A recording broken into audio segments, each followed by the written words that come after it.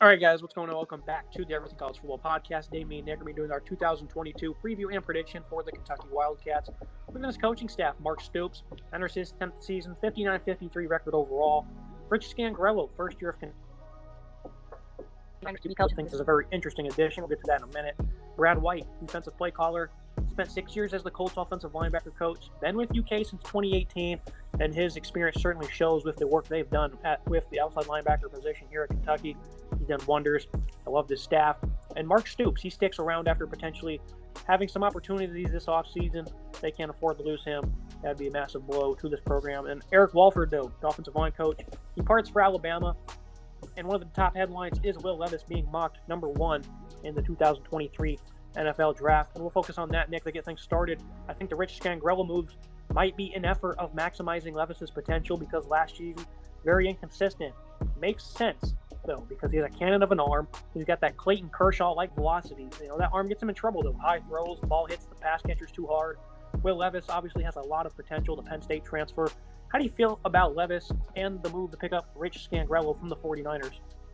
I love Will Levis' upside. I don't know if first overall selection is where I'd put him, but he's such a talented quarterback. Like you said, sometimes gets himself in trouble. The cannon of the arm. I love the 2,800 plus yards last year, 24 touchdowns for the Kentucky Wildcats. He's such a talented player. He was a great addition out of the portal. I like what he can do. He's versatile, very interesting quarterback. And now that Kentucky has this opportunity, they've always been great with running game as well. I think this offense will be very strong this year, very powerful with Levis behind leading the charge.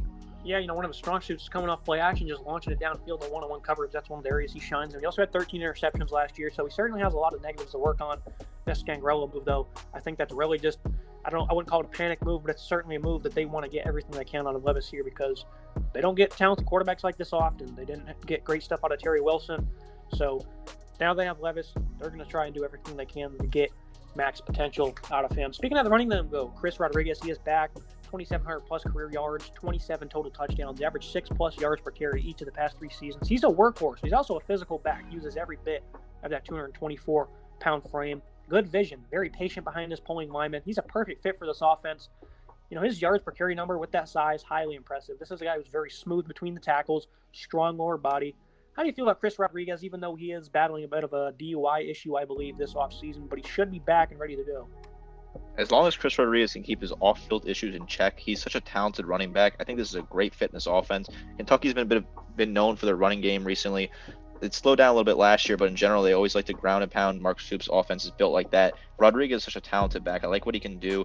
Combined for he had solid rushing last year combined with Octavius Smoke. I think he's a super talented back. Like I said, if he keeps the off-field issues in check and can focus on the game and be in that right state of mind, he's such a talented back. He's going to have the power to lead this offense on the ground for sure. And he's paired up with Octavius Smoke. He's a reliable backup, 1,200 plus yards, 12 touchdowns.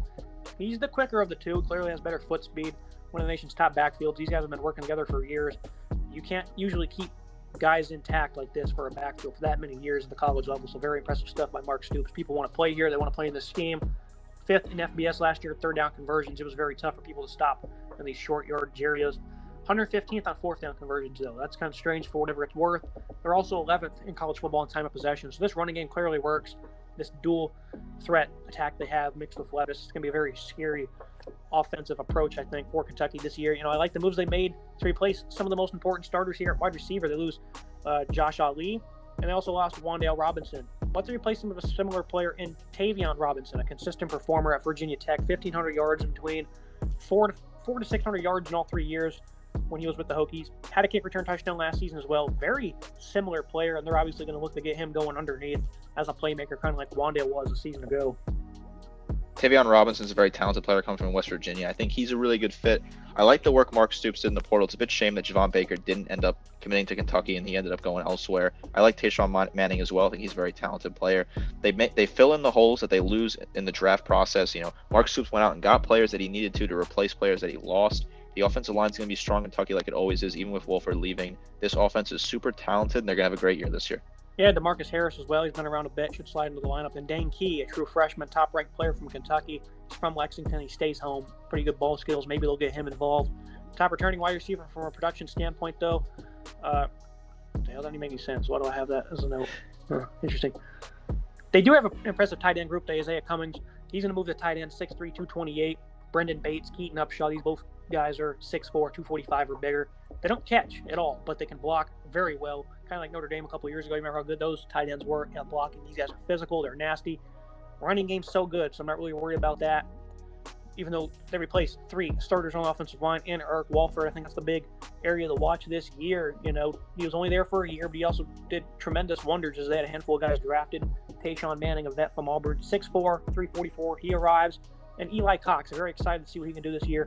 Mid-season All-American before he got hurt, missed the last month of the season. He moves to the center.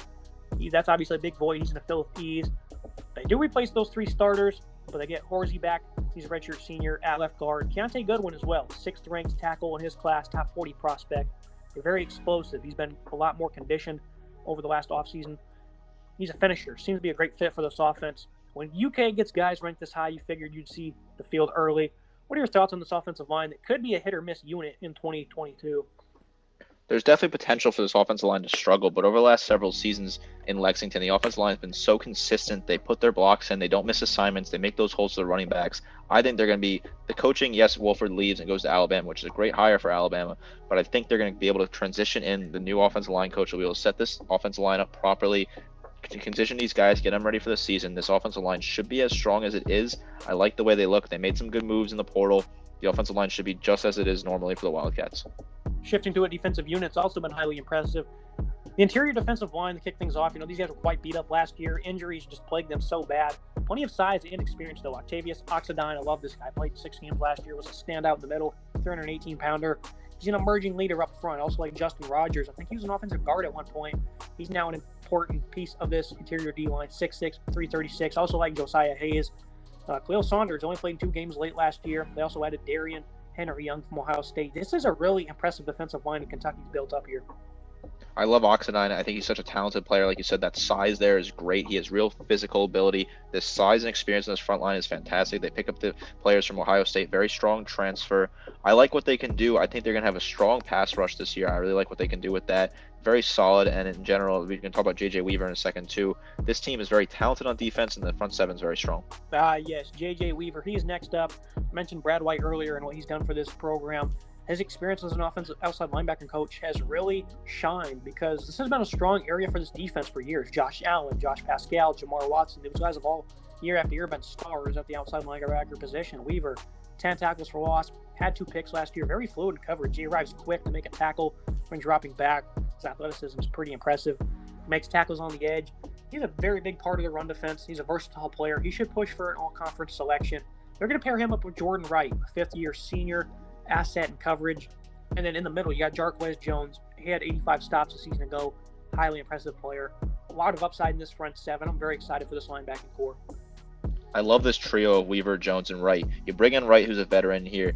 Jones, great 85 tackles last year. And Weaver, I think Weaver is so underrated, 10 tackles for loss. He is the next star pass rusher in the SEC. Super talented player, can get in there, hustle the quarterback, get the tackles for loss. I think he's a star waiting to happen. Like you said, all conference is definitely within reach for this guy. The 3 of these guys, Weaver, Jones, and Wright, are such a great combination. And with the coaching that's very focused on the linebacking core, I expect high things of you guys. The sky's the limit for sure. Yeah, one of the biggest areas of concern, though, for this football team, not just the offensive line, but I think the secondary as well. They didn't allow much downfield. They were 4th nationally in 30-plus yard passing plays allowed. I'm pretty sure all of them came against Tennessee. Watching that film, there's about 4 or 5. I'm pretty sure all of them came in that one game. They ranked dead last in the SEC in opponent completion percentage. So 108th opponents certainly took advantage of them. 3rd down defense was pretty average. I think tackling was a big issue in the secondary, in space and in those short areas. Another example was the Tennessee game. Just was not very pretty for this back end. Joseph Coker, he's a big loss at safety. And Valentine, 2 returners. They both had their issues in man coverage last year. I think there's a lot of potential on this outside group. Carrington, Valentine, that is, 6 foot, 200 pounds.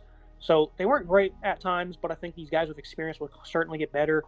But I'm kind of iffy on this secondary because the best player they had is now gone. And the guys that are stepping up weren't exactly phenomenal last season. The secondary is definitely the weakest part of this team. I think Valentine has real potential to step up and be kind of a player. I like his size, but you definitely hit all the points there. This secondary is definitely the weakest part of this team. I'm a little concerned what they're going to be able to do, but I think some guys can step up and make that work. Yeah, overall, I'm very excited for this defense. I think in all areas of this unit, they're highly impressive. I do think that DeAndre Square, another player we didn't mention out here, he's a versatile player. Mainly gives them help at linebacker. That's a guy we should have mentioned earlier. But overall, the front seven, very excited for them. Secondary, kind of iffy, but I do think that Mark Stoops and Brad White will certainly get it together. I think this team's going to have a lot of success this season. Looking at this schedule and our prediction for Kentucky, I'm going on a limb here and saying 10-2, and I don't think that's a very far-fetched one. Bet 11 week 2, how the UF game is always early on in the year. Great early season matchup. Stoops from Youngstown. Pretty cool that he gets to play his hometown team. But let's get the FCS games off the SEC schedule, please. NIU, they're going to test your toughness. Strong running game under Thomas Hammock. Suspected this was a bad matchup when I saw it, the Ole Miss game. For Ole Miss, that is. And what do you know, I look back 2 years ago, they gave up 400-plus rushing yards. The Ole Miss Rebels did. Ole Miss won, though. But I was right, and I still feel the same way, that they are not going to be able to match up with Kentucky one bit in the trenches. I think that's going to be a big problem for Florida as well. You know how much I like their offensive line, their defensive line. Kind of a sketchy unit. I know they have to go on the road here to beat the Gators. That's obviously going to be very tough, but I think overall they have the matchup edge in a variety of different categories, and I see a pretty flawless start here until October 29th where they match up with Tennessee. I do have them losing to the Vols and the Bulldogs at home. Maybe they could give Bulldogs a better shot if this was earlier in the year, but I don't like them having to play Georgia November 19th, even if it is at home. I certainly agree with you. Facing the Bulldogs in late November is less than ideal. I think Kentucky can definitely give Georgia a scare this year. I think it's going to be a closer game than a lot of people expect, but I also think Georgia will pull out the victory here. But don't be shocked if Kentucky is knocking on the door late in the fourth quarter. It's definitely a possibility. We saw it last year against Florida with this Kentucky team. I like this schedule top to bottom. Traveling to Rocky Top, definitely be a tough game against Tennessee, but I think they can potentially win that on the road as well if all things fall out. This is a strong Kentucky team. This roster, this schedule, they don't play a whole lot of heavy hitters outside of the conference, so you just get that tough schedule in the SEC. They play Florida early. It's a good win to get boost morale early, especially on the road. It's tough to play in the swamp. They have historically performed very poorly in the swamp, but with how bad Florida looks to be in some respects this year, Kentucky can step up and win against them. Traveling to Ole Miss as well, Oxford, tough place to play, but I agree with you that they're going to win that game as well. I think there's a lot of potential with this team. I love the way the schedule looks. I think they have a real chance here to go 10-2 and be one of the better teams in the SEC East, second in the division, third in division, something like that. Yeah, unless my schedule is messed up and I made an error. It looks like those 3 straight road games, very tough. Florida, Ole Miss, Tennessee. They could easily go 0-3 in those games, but I do think that they are the better football team. At least on 2 of those Saturdays, they'll showcase that. So I'm very excited for Kentucky, 10-2. I hope that's not too bold because I really think this team is pretty complete. Offensive line obviously has some question marks in the secondary. I think might be a bit of a struggle unit, but this front seven will certainly bail them out more often than not. Very excited for Kentucky. That's going to be it for today, guys. Make sure you like, subscribe, comment. Nick, as always, thank you. Yeah, absolutely. Buy into the Wildcats this year. Thank you. Yes, sir. Will Levis should be a big year. Hopefully the expectations do not get to him. That's me for today, guys. See you next time.